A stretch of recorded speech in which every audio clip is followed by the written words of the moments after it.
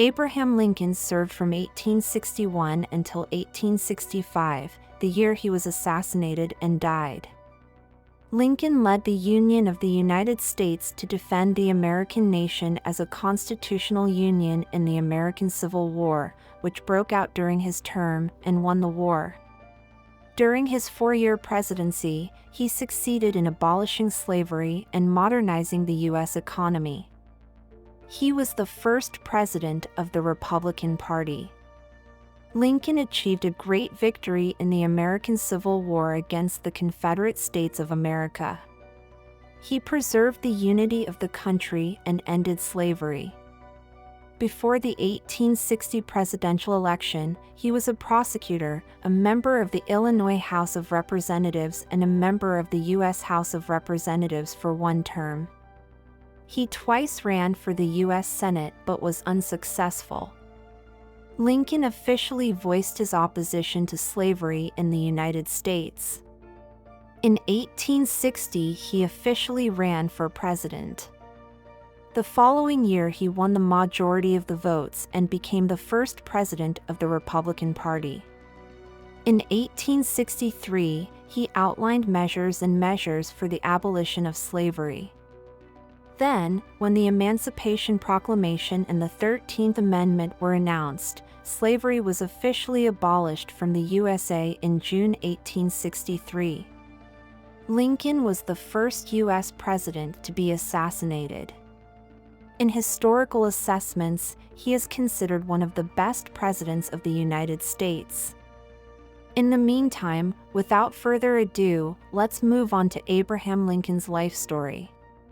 Abraham Lincoln was born on February 12, 1809 in a cabin in the state of Kentucky, the first child of two uneducated farmers named Thomas Lincoln and Nancy Lincoln. The name Abraham was given to him by his mother, Nancy Hanks. Lincoln's ancestry traces back to Samuel Lincoln, who emigrated from England to Hingham, Massachusetts in the 17th century. In 1818, when Lincoln was 9 years old, his mother Nancy Lincoln died of milk sickness. Shortly afterward, Thomas Lincoln married a woman named Sarah Bush Johnston. For economic reasons, Lincoln was able to receive formal education for about 18 months. He then left Indiana and moved to Illinois due to financial difficulties and his family's residence on public land. He educated himself with an insatiable desire to read. He read many books on American and British history. Lincoln was also a wrestler and skilled woodcutter. He was 1.93 meters tall and very strong for his age.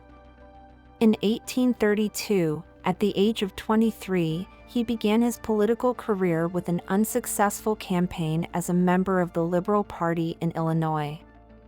He took over ship traffic on the Sangamon River. He later captained the militia during the Black Hawk War. In 1834, he won the election for the State Assembly. Read Sir William Blackstone's book Commentaries on the Laws of England, in which he explained the legal system of England and started to teach law. He became a very successful lawyer during these years.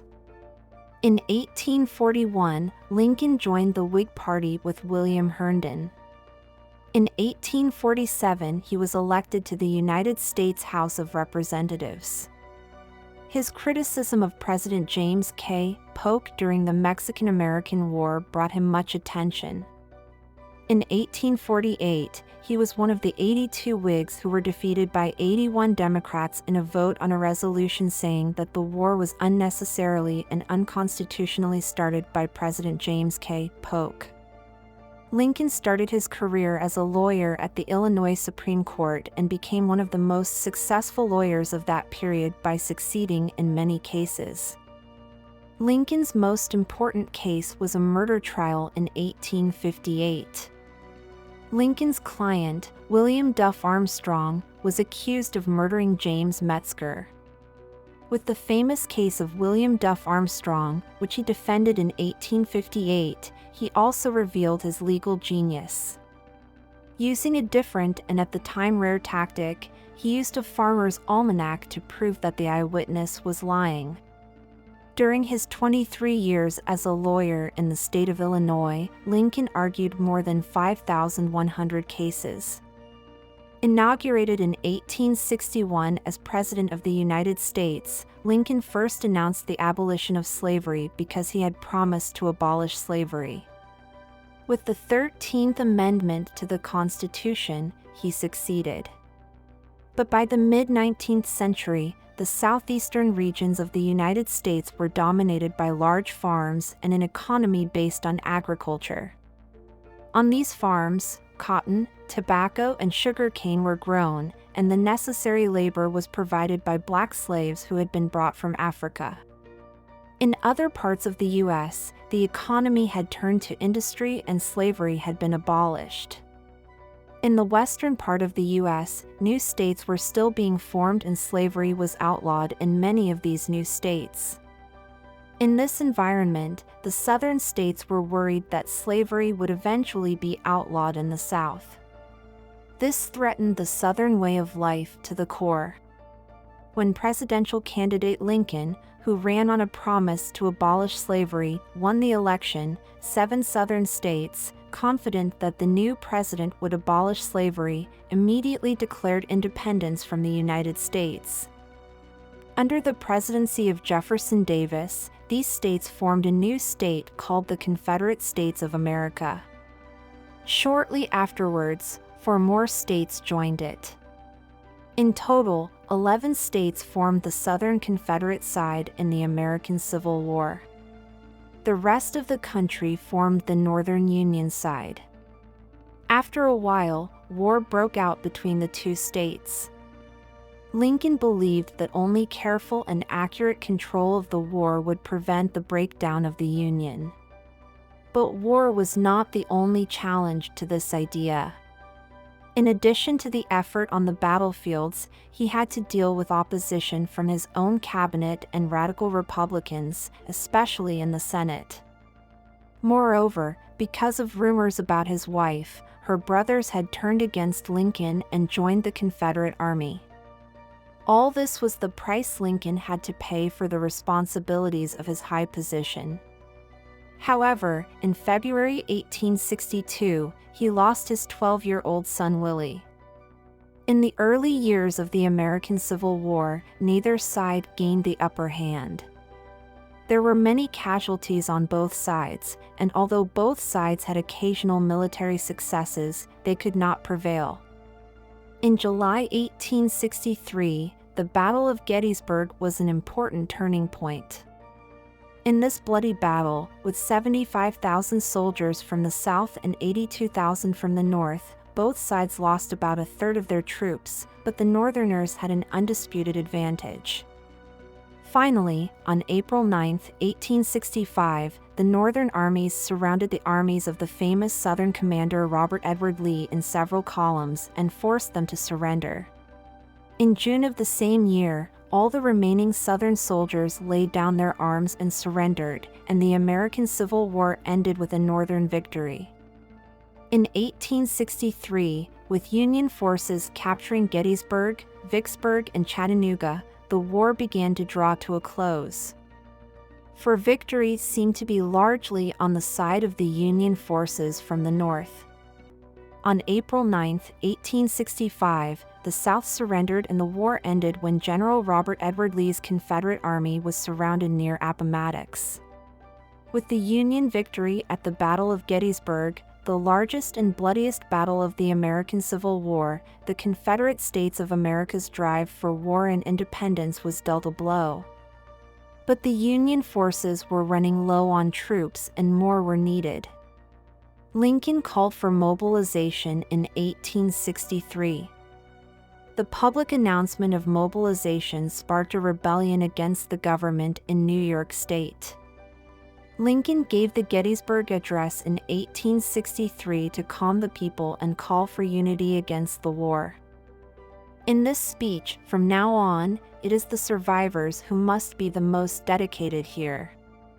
We must take this unfinished task from where these brave people have gone so far and carry it further. We, the survivors, must take up this task, and with the strength of the sacrifice of those who have given their lives here, we must go further to prove that these people did not die in vain. Let this country, witnessed by God, experience a new birth of freedom, and let the state of the people, by the people, for the people, not disappear from the face of the earth. He said. The Gettysburg Address, delivered by Lincoln 4 months after the Union Army defeated the Confederate States of America at the Battle of Gettysburg, is one of the most important speeches in U.S. history. Abraham Lincoln's carefully crafted speech and its great significance to the people of the day made it recognized as a speech of great historical value. The speech was delivered on November 19, 1863 at what is now the Gettysburg National Cemetery in Pennsylvania. John Wilkes Booth was an actor with extreme Southern partisanship and a spy from Maryland working for the Confederacy. Booth's initial plan was to smuggle Lincoln into a Confederate prison for negotiations. But because of Lincoln's April 11 speech on black rights, he changed the plan to assassination. Booth learned that Lincoln and his wife were going to see a play at Ford's Theater. He then expanded his plan and arranged for assassins for Vice President Andrew Johnson and Secretary of State William H. Seward. On the evening of April 14, Lincoln and his wife arrived at Ford's Theater to see the play Our American Cousin. His close bodyguard Ward Hill Lamont did not attend the play that day because Lincoln did not want him to. Lincoln took his seat in the private balcony to watch the play. Booth made a hole in the back of the balcony and waited. Because he was waiting for the funniest moment of the play. So that the gunshot would not be noticed because of the noise. Booth shot Lincoln in the head amidst laughter and managed to jump on stage despite the efforts of Colonel Henry Rathbone. He then shouted "Sic semper tyrannis" and fled. 12 days after the assassination, John Wilkes Booth was found by federal agents. He was eventually killed in a barn in Virginia. After the assassination, Lincoln moved across the street from the theater to a house owned by a German tailor. On the morning of April 15, 1865, Lincoln died. Lincoln's body was taken by train to Illinois. Lincoln is considered one of the greatest U.S. presidents. Today, Lincoln's image appears on the $5 bill and 1-cent coins. His grave is at the Oak Ridge Memorial in Springfield. The Lincoln Memorial, completed in 1922, is also in Washington, D.C. Thank you for watching this far. For more such videos, you can subscribe to the channel and like the video. See you again.